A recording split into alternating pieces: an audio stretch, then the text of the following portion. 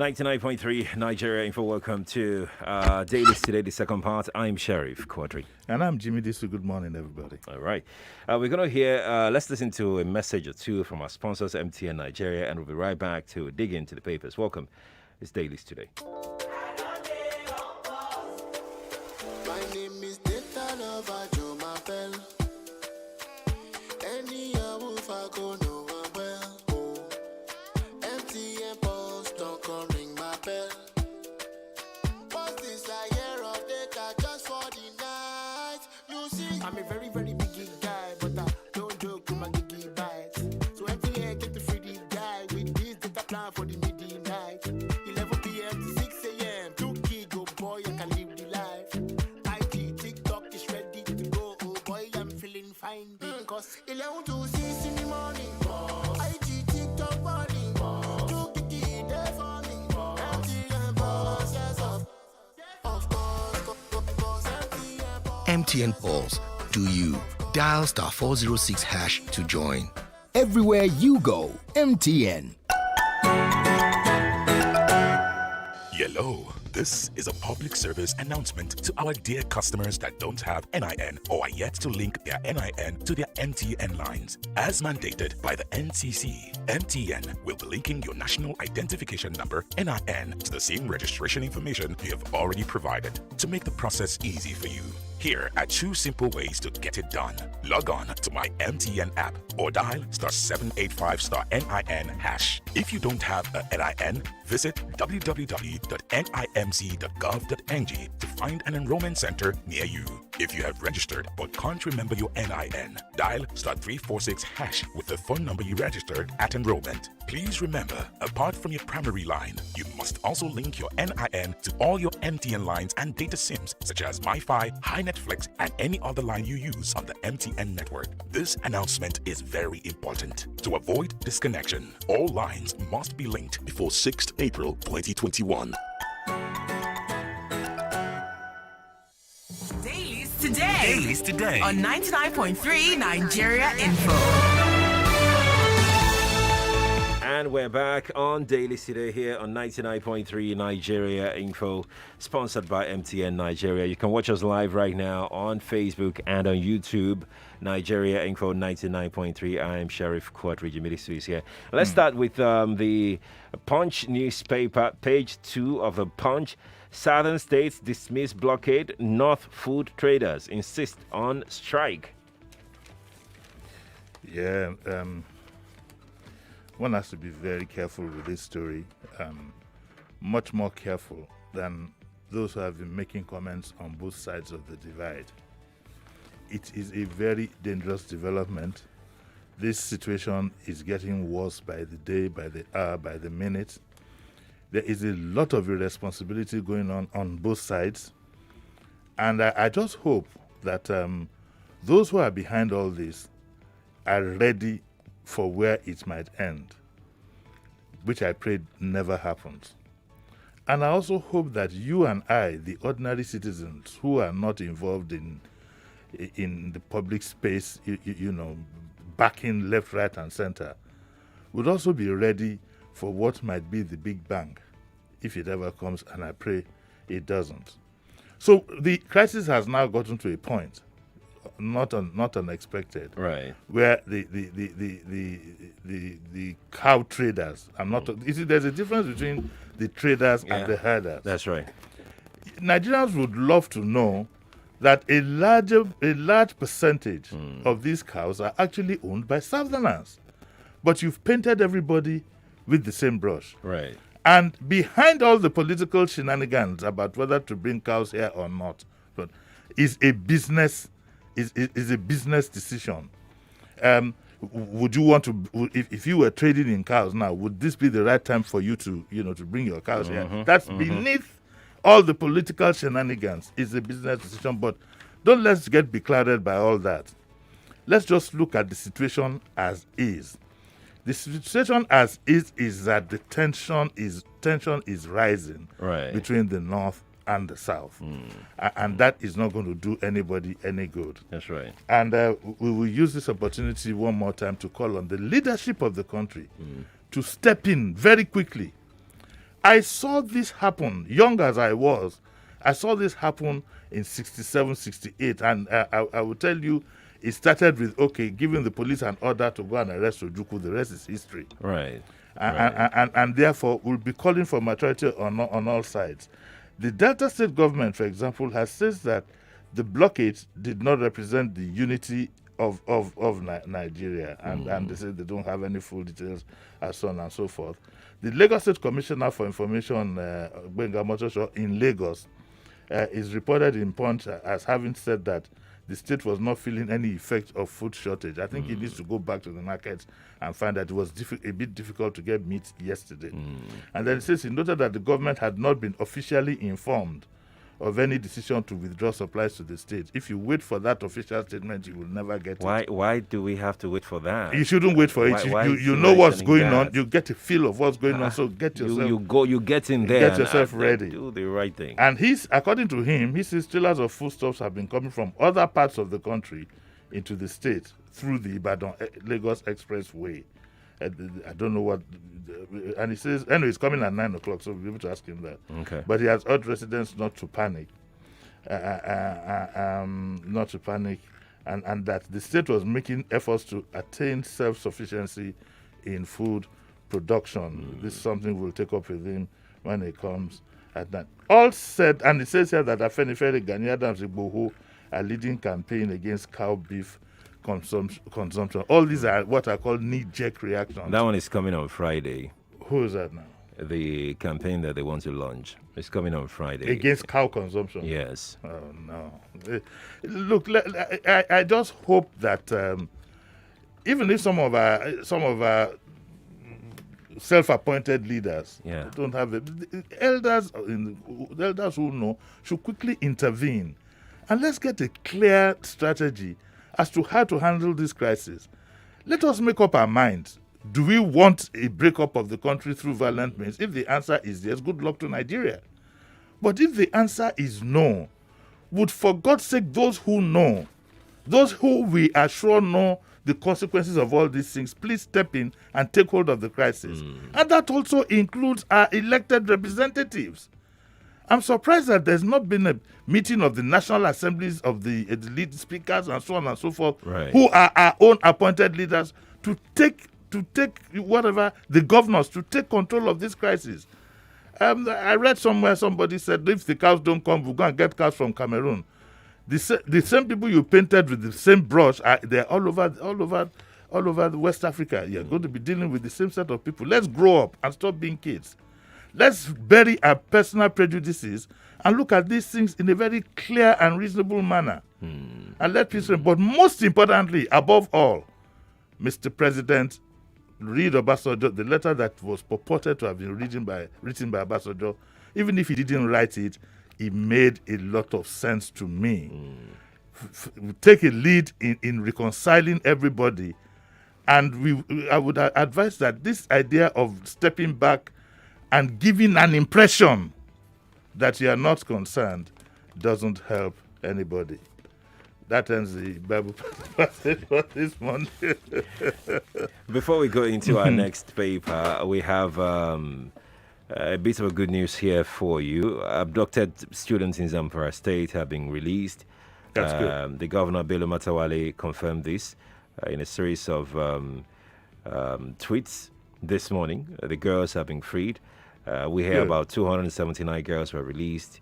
They were brought to Gusau in a convoy of about many buses arriving at the government house at about 4 a.m. this morning.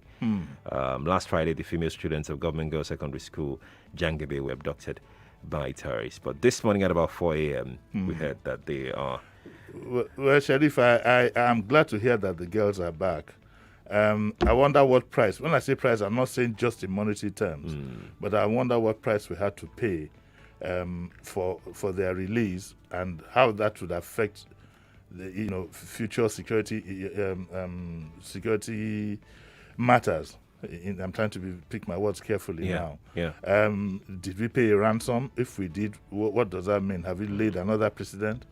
But let's get the girls back. The girls are back. They're back. Let's rock that one for 24 hours. Then we begin to look at the larger scenario. I'm going to go to YouTube. Quadry Adeleke on YouTube says, government has to show leadership and resolve and manage this plan of creating chaos. We have to be very careful and vigilant. A lot of things are ongoing behind the scenes. I was reacting to the first story. Yes. Indeed. Jimi, let's quickly move on to our next story. Yeah. Vanguard is here, page 8. COVID-19 vaccines. Lawan, Gbajabamila, SGF, others take jabs March 8. Well, the what it says is that we have some vaccines here, and on the 8th of March we're going to my cousin Baja Lawan, and by the way, today is Baja's mom's birthday. Happy birthday, auntie! She's 91 today. So back to what we're saying. So the idea behind this is to encourage people to take the vaccine. There's no problem. They say there's going to be a small ceremony chaired and so on and so forth.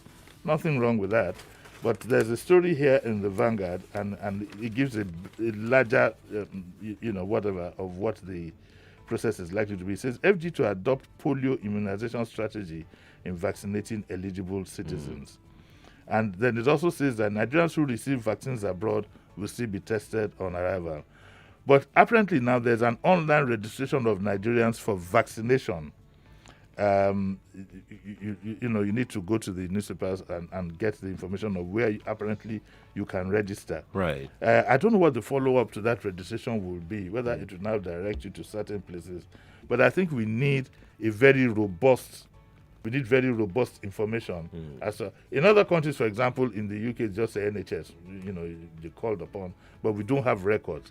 I hope this again would ginger us to have records so that when we face crises like this, it's so easy for us to. But all said and done, the good news is that vaccines are here. I will encourage Nigerians to take the vaccine. I'd rather die of the vaccine than die of this COVID. Where at my graveside, everybody will be saying, why didn't he take the vaccine? Maybe he'll be alive. I think the bigger risk is not taking it. So I'm going to urge Nigerians to take it. Whatever it takes. People have asked questions as to why do we need to go online to register to take the vaccine? Well, because we don't have records. They're looking at those who don't have access to the internet. Well, so what happens to them? What's their fate? Well, the first to be I'm going to talk brass tacks now. Number one is that you don't have enough vaccines to go around.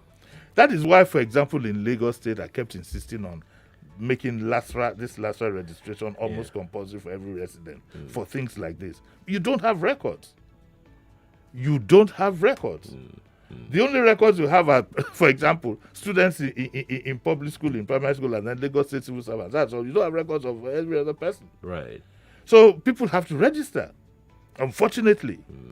How they are going to do the rural areas, some ingenuity will come up. They say the federal government will adopt the polio immunization strategy, whatever that is. Right. I honestly don't know. But in any case, as we speak, you don't even have enough to go around. But as this is the way I look at it, let us clear as many as possible. Yes. We are paying for not being prepared for times like this. That's paying right. a big price. That's right, indeed. Let's move on to the Nation newspaper. Page 4 of the Nation has a story here. Fuel queues back in FCT or Yobe. NNPC private depots not selling to marketers, says Ipman. This is just about the icing on the cake in terms of disasters befalling us as we speak. And I'm speaking tongue-in-cheek, really. And again, we need to get a hold of this. The last thing you want in the midst of all this confusion that we have is anything that would dictate, fuel scarcity. Right. Well, let's just get these things right. In all honesty, what is happening?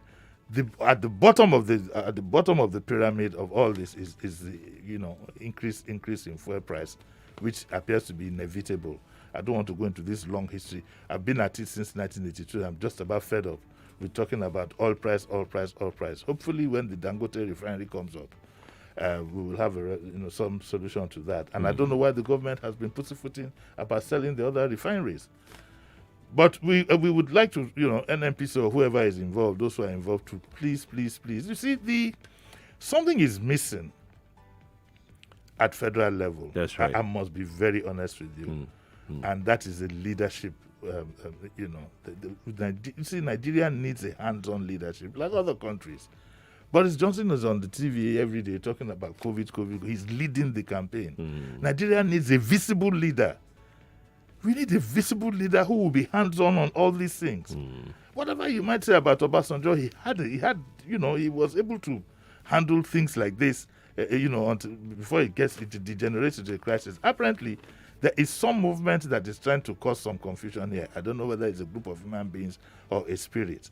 But what would help us in all this is to have a leadership that all of us can look up to. And that seems to be missing. It seems to be missing. We've said this over and over and over again.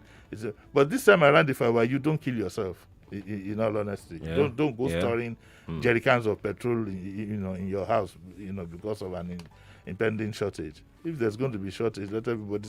If you can't move around, let everybody stay at home and find something else doing. It's getting really frustrating, really and truly frustrating. Things that could jolly well have been avoided. But it says here that they're accused in the FCT, they're accused in Oyo, and they're accused in Yobe. Indeed. Let's take this article here. On page 27 of the Nation newspaper, Eyigbeti, leveraging the power of ideas. Yeah, this is an article that's written by a gentleman called Tayo Ogunbi, and it says here he's a deputy director in the Ministry of Information in Alausa, and it talks about, there was a recent Eyigbeti summit, so I think this is some kind of summary, the Lagos State has loads of documents about how to move this state forward. Political considerations is the biggest problem that we have, and of course it's not addressed in this article. The man would want to keep his job, if you get what I mean, but it's a nice, well-written article. Throw away all these things and let us get down to the brass tacks in Lagos. The problem we have in Lagos is political. The problem we have in Lagos is greed. The problem we have in Lagos is a sense of entitlement. It's a sense of entitlement to things of the state by certain individuals who believe that whether you like it or not, it belongs to them and their family. These are the issues that to be addressed. Once you get that out of the way, we will have a clearer picture. The problem in Lagos is, to a large part, is what I would call puppetry. I don't know, is that word right? I will check. After. So we come to one time if it's but let me just use it today. Puppetry, and that is and puppetry. So what you see dancing, it has strings behind that might not be visible to the ordinary eye. Lagos State needs to free itself. It needs to salvage itself from the hands of the people who are pinning it down, and that should be the focus going forward. We have loads of, and there's a lot of. I must admit, there's a lot of there's some level of development going on. Infrastructural development and so on and so forth. I read the article, was quite interesting. But the thing is, at what cost? At what cost and at what cost, both financial and political, shrouded in all kinds of mysteries. There's no transparency in Lagos State. Right. I make bold to say that. Right. And we will be glad to have that. But I'd like you to, just to have another perspective, I'd like you to read Tayo Ogunbi's. Unfortunately, we can't invite him over as a civil servant.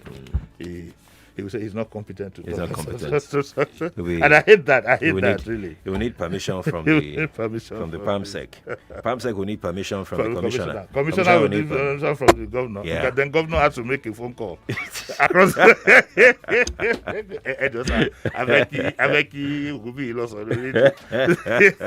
Well, by the way, puppetry is right. You're very correct. Puppetry is right. I need to. I went to Unilag. Unilag. I didn't know. Ask when Mimo, she'll tell you. She'll be laughing, right? I went to Unilag. Let's go to the Vanguard newspaper. That's the Nation for now. Papa Gridlock, we will sustain call-up system enforcement. Lagos traffic team, and we will sustain attention on what's going on there. So the CP has dismantled all checkpoints. To be fair to him, I saw something that looked like it yesterday on Echo Bridge on the road. Yes, there wasn't, but there were 2 policemen sitting idly by. Whether they'll be stopping tankers, I honestly don't know. But yes, we will keep our eyes on what's going on. A lot of rhetoric, a lot of backing. Now we want to see a bit of biting. So there's a call-up system, for now, and that no trailer should be seen on the road if it has not been called up. And Odumosu has warned against corrupt practices and adherence to rules of engagement, saying that anyone caught in the act of indiscipline would be severely punished. I've been hearing this for only God knows how long. But we will see. We will see. By what we will do is that maybe sometime next week, we'll open up our lines for our Papa residents to phone in and tell us what the development has been. Indeed. Let's take this other headline here from the Punch newspaper, page 9. Akeredolu bans NURTW R10 over tussle leadership. Well, just now when I was talking about the Engbeti Summit, I forgot to add this problem of NURTW. NURTW have almost taken over governance in Lagos. The other day, they shut down Obalende in broad daylight on a working day, shooting and doing whatever. We haven't heard how many people were arrested. We haven't heard how many people were charged. Right. The romance between the NURTW and the government in power is very, very disturbing. And I'm glad that Akeredolu has firmly banned the activities of the NURTW. It's only a crazy country, a crazy nation, a crazy state that will have people running all over the streets collecting dues. It's disgraceful. And you want to lay a claim to being a mega city, whatever that is called. And which of the cities have our leaders gone to, the mega cities? Have you seen urchins running around collecting money? The Akada ones who collect, band everybody to the Philistines. These people who cause mayhem and so on and so forth, you see, go to YouTube, they've been giving police protection, giving all kinds of things. They publicly come say they romance with the powers that be. Go to YouTube, you see there, I was at so house, he gave us 1 million for this low total house, okay, he gave us one.